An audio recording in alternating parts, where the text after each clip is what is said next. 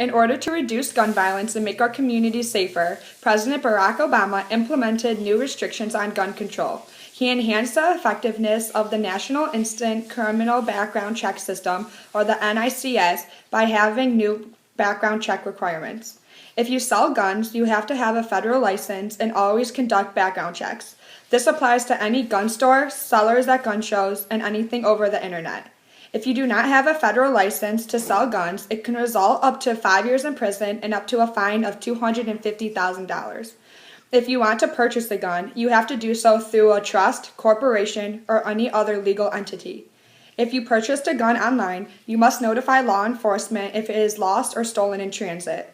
The NICS allows for background checks to be processed 24/7, and if a prohibited person tries to buy a gun, they must notify local authorities. The Bureau of Alcohol, Tobacco, Firearms, and Explosives, or the ATF, wanted to increase funding to hire 200 new investigators and agents to help enforce the gun laws. They also were told to establish an Internet Investigation Center to track illegal online firearms trafficking.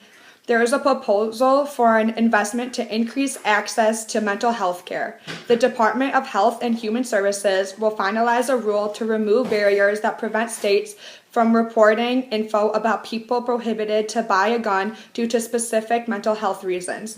This requires mental health info from the Social Security Administration or the SSA's background check system about beneficiaries who are prohibited from buying firearms. They will report that info to the NICS.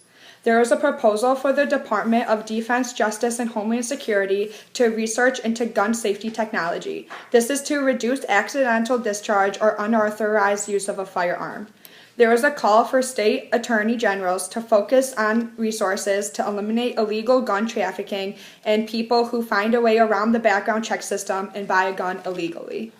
All right, so one of the main reasons that President Obama issued this executive order on gun control is because over the 8 years of his presidency, Congress has failed to enact any sort of legislation that really does restrict access to obtaining and selling firearms. This is mainly due to the polarization in Congress, i.e. the very different opinions of the Republican and Democratic Party.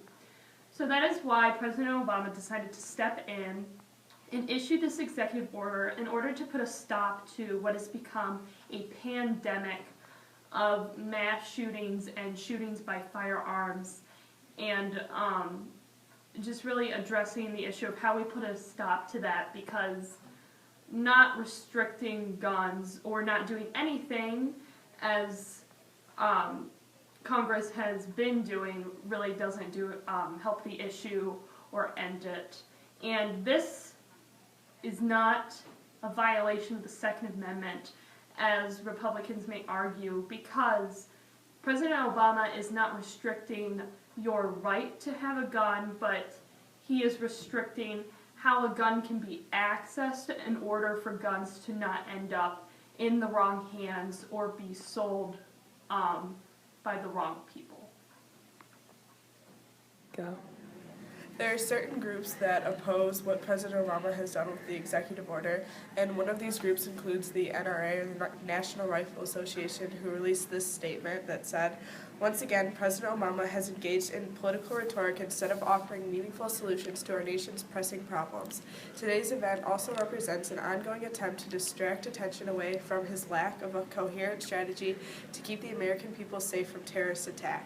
The American people do not need more emotional, condescending lectures that are completely devoid of facts. The men and women of the National Rifle Association take a backseat to no one when it comes to keeping our communities safe. But the fact is that President Obama's proposals would not have prevented any of the horrific events he mentioned. The timing of this announcement in the 8th and final year of his presidency demonstrates not only political exploitation, but a fundamental lack of seriousness. The proposed executive actions are ripe for abuse by the Obama administration, which has made no secret of its contempt for the Second Amendment. The NRA will continue to fight to protect the fundamental individual right to keep and bear arms as guaranteed under our Constitution. We will not allow law-abiding abiding gun owners to be harassed or intimidated for engaging in lawful, constitutionally protected activity, nor will we allow them to become scapegoats for President Obama's failed policies. So you can see that through this statement and through other groups, interest groups that are against President Obama's executive order, there are two very distinct sides on this, and that's why it had to go from Congress to President Obama releasing an executive order to try and take charge on this, because it is such a divided issue that nobody could really come to an agreement on. So the issue on gun control relates to our class because this issue first arose from interest groups. An example, this is the NRA, the National Rifle Association. They were an interest group pushing for a policy change, and then this topic got very controversial, and it created like a strong divide in the public on their opinion. And so right now the NRA, they're trying to gain public support to override Obama's executive order on this, like whatever it might turn out to be.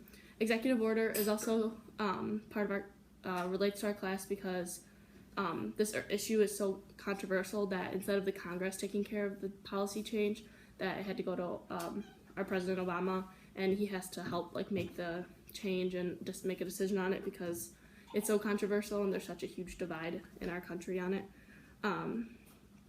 Normally Congress has to deal with bills and policies, and then executive orders are taken care of by the president. This also deals with polarization because there's such a strict divide on like the two sides of this, and like it's evident like there is one side of it and another side, like not a lot of people, like there's not like a lot of in between. It's like one opinion versus another. So our questions for you are, how do you feel about gun control, and do you think we should put regulations on gun handling and ownership?